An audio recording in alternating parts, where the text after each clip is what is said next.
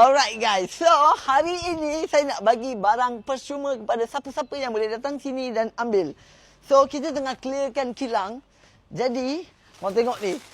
Slipper budak kecil, slipper Aisap. Baju, 1 tong tu penuh. Itu barang tu saya buat dekat 200,000 lebih. Barang-barang Aisap ni semua. Semua kat dalam ada lagi, banyak gila sini. Tengok ni. Nah. Iman tengah keluarkan. Tengok barang-barang Aisap. Semua premium tau. Barang premium kau tengok ni. Nah. So kita akan buang semua kat depan tu. Tapi bukan semua Ada sikit yang kita tak buang. Sebab staff saya nak. Okay. So semua barang-barang baru ni. Everything. Nah. Cuma mungkin ada yang default. Ada yang rosak kot. Ada yang rosak juga sikit-sikit. Dalam tu everything ni saya buat sempena kita nak launch Kubit.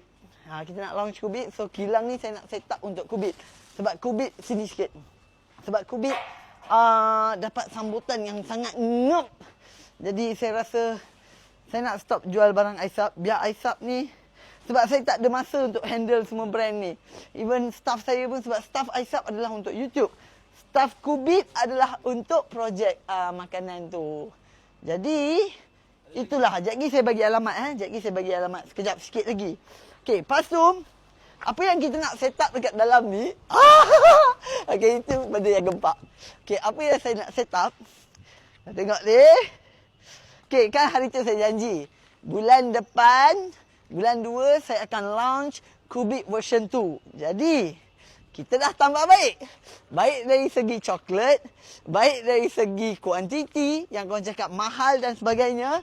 Korang tengok, ini adalah Kubit sebelum ni, betul? Ini adalah Kubit sebelum ni. Lepas ni, kilang tu akan jadi. Sebab kilang YouTube, kita dah buka kilang YouTube lain. So, kilang ni akan jadi. So, Laili, ni sebelum ni kan? Nah! Besar gila. 3 kali ganda lagi banyak daripada Kubit ni. Tapi insya-Allah saya akan jual harga yang sama. Yang ni coklat dia lagi banyak. Butter dia lagi premium. So, kalau saya boleh buka bagi korang bau, mungkin korang akan faham apa yang saya cakap. Sedap gila. Yang ni sedap dia lagi 2-3 kali ganda lagi sedap daripada Kubit yang sebelum ni kita pernah buat. Jadi, dan Kubit ni saya akan buat giveaway besar. Siapa yang beli, ada benda yang style saya nak buat tapi saya tak boleh bagi tahu sekarang sebab itu seminggu sebelum saya launch saya akan bagi tahu. But however, siapa yang nak dapatkan barang Aisap ni, barang Aisap saya minta satu, korang tak dibenarkan untuk jual balik barang ni. Siapa nak ambil just untuk keperluan korang, keperluan family korang. Kalau korang nak, korang boleh ambil. Tapi jangan jual balik. Sebab yang tu akan effect brand kita. Contoh korang ambil, lepas tu korang jual, korang letak dalam plastik buruk ke apa. Jadi orang fikir, oh, Aisap jual dalam keadaan kualiti macam ni. Tak nak benda tu berlaku. So korang ambil untuk kegunaan korang. Okay, full ni. Full. Satu konten, satu tong ni. Dan macam contoh macam barang ni.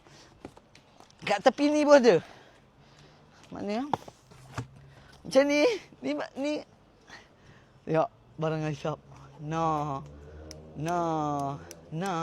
Mesti kau terfikir kenapa? Kenapa Isa buang? Kenapa Isa bagi orang? Kenapa tak jual je? Buka dalam festival ke, food fest ke, apa-apa letak kan?